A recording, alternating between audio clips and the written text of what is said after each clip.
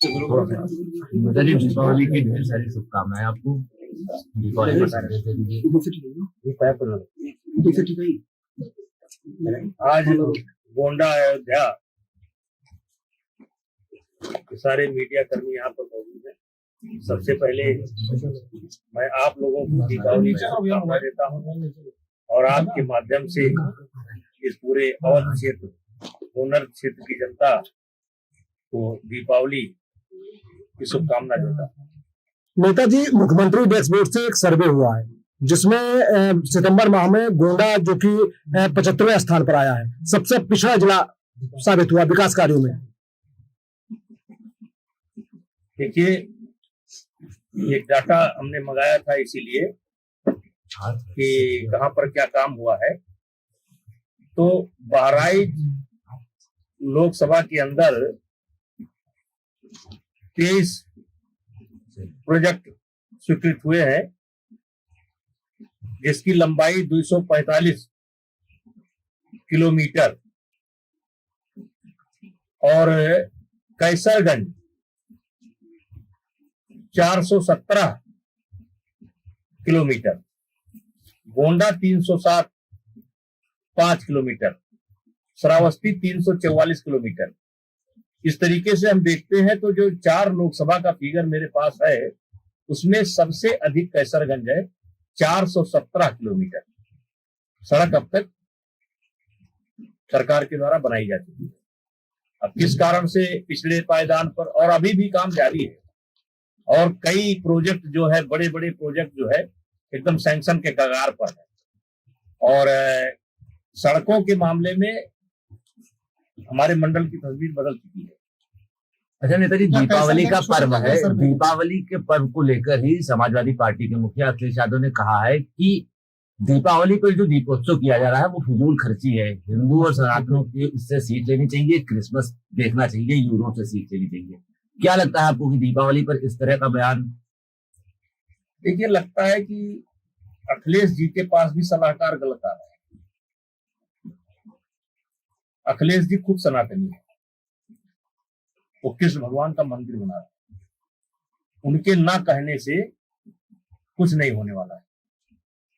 और जैसे राहुल गांधी को कुछ सलाहकार मिल गए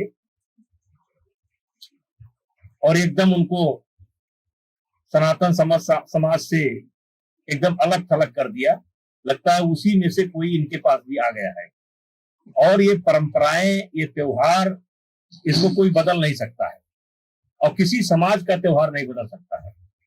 अब जैसे रोजा इफ्तारी पूरे देश में होते हैं, तो क्या उसको बंद किया जा सकता है? क्या होली के त्योहार को बंद किया जा सकता है? दीपावली के त्योहार को बंद किया जा सकता है? तो ये परंपराएं जो है ये आज की नहीं है, आदि की है और हर युग में ये हुआ है और हर युग में होगा। तो ऐसे बयान से अखिलेश जी को बचना चाहिए। जैसे आप हमेशा कहते चले हैं कि विपक्ष का काम है विरोध करना, तो क्या ये विरोध करते करते अब सनातन का विरोध करने लगे हैं या देश का विरोध करने लगे हैं? देखिए, विरोध करना, लेकिन हर बात का विरोध करना नुकसानदेह, और ये किसी पार्टी का विरोध नहीं है, ये एक तरीके से जन भावना का अनादर है और जन भावना से टकराने की कोशिश नहीं है। एक वीडियो वायरल हो रहा है प्रशांत किशोर का, जिसमें उनको माला तो पहनाया गया और टीका भी लगाया गया। उसके कुछ ही बाद उन्होंने दोनों हाथ से टीके मिटा दिए और उस वायरल वीडियो को कहा जा रहा है कि ये सनातन नहीं है, सनातन धर्म को मानने वाले नहीं है। देखिए, किसी के सर्टिफिकेट देने से कुछ नहीं होता है, जो सनातन है वो सनातन है। अब उन्होंने टीका क्यों मिटा दिया, उस बात का जवाब वो दे सकते हैं।